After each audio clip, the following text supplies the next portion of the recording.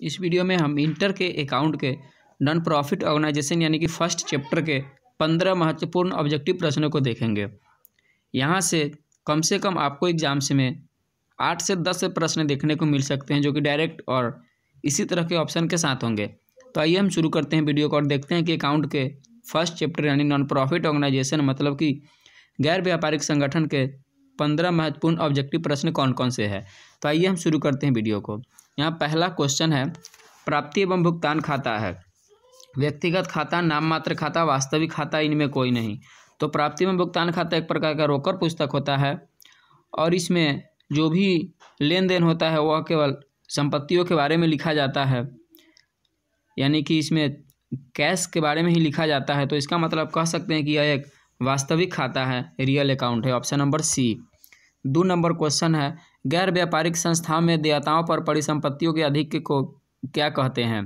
तो non profit organisation में जो लायबिलिटीज पर उसके एसेट्स का एक्सेस होता है उसको पूंजी कोष कहा जाता है, यानी कि कैपिटल फंड कहा जाता है।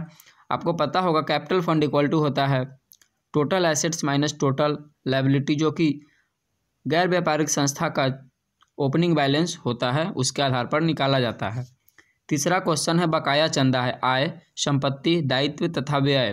तो बकाया चंदा जो होता है वह एक प्रकार का संपत्ति है, तो ऑप्शन नंबर बी सही होगा, संपत्ति। 4 नंबर, सचिव को मानदेय का भुगतान है। पूंजीगत व्यय, आयगत व्यय, नगद व्यय, इनमें कोई नहीं।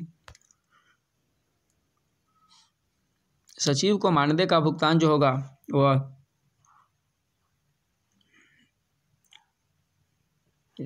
सही होगा, ऑप्शन नंबर बी, आयगत व्यय होता है। क्वेश्चन नंबर 5, विशिष्ट दान है। पूंजीगत प्राप्ति, आयगत प्राप्ति, संपत्ति, इनमें कोई नहीं। तो विशिष्ट दान जो होता है वह स्पेसिफिक डोनेशन मतलब किसी विशेष काम के लिए प्राप्त होता है। तो जब भी किसी विशेष काम के लिए पैसा प्राप्त होगा तो वह हो जाएगा पूंजीगत प्राप्ति, option number A. 6 number question, आय व्यय खाता होता है।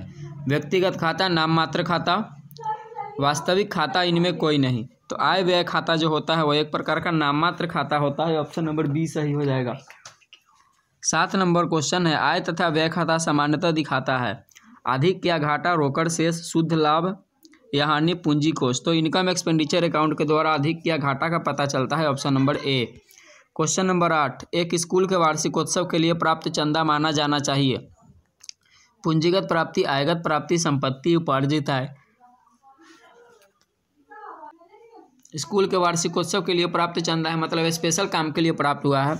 तो जब भी स्पेशल काम के लिए कोई पैसा प्राप्त होगा तो उसको पूंजीगत प्राप्ति मानेंगे, ऑप्शन नंबर ए।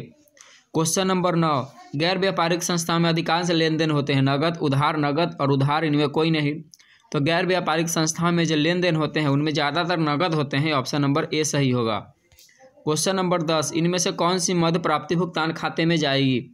अदत्त, वेतन, उपार्जित आय, ह्रास, वसीयत। तो प्राप्ति भुगतान खाते में जाने वाली जो मद होगा वह हो जाएगा वसीयत, मतलब वसीयत को प्राप्ति भुगतान खाते में लिखेंगे क्योंकि ये नगद में प्राप्त होगा। बाद बाकी जो है वह नॉन कैश आइटम दिया हुआ है, यानी कि वो नगद में प्राप्त नहीं होते हैं। क्वेश्चन नंबर 11, चालू वर्ष के दौरान अग्रिम प्राप्त चंदे हैं आय, संपत्ति, दायित्व, इनमें कोई नहीं। तो एडवांस सब्सक्रिप्शन यानी कि अग्रिम प्राप्त जो चंदा होगा वह दायित्व हो जाएगा, option number C. Question number 12, इनमें से कौन गैर व्यापारिक संगठन नहीं है। College, hospital, club, Reliance. तो इनमें से गैर व्यापारिक संगठन नहीं है पूछा है, मतलब कि रिलायंस जो होगा वह गैर व्यापारिक संगठन नहीं है, मतलब कि यह व्यापारिक संगठन है। क्वेश्चन नंबर 13, आजीवन सदस्यता शुल्क को समानता माना जाता है। आयगत आय, पूंजीगत आय, आयगत व्यय, पूंजीगत व्यय। तो आजीवन सदस्यता शुल्क को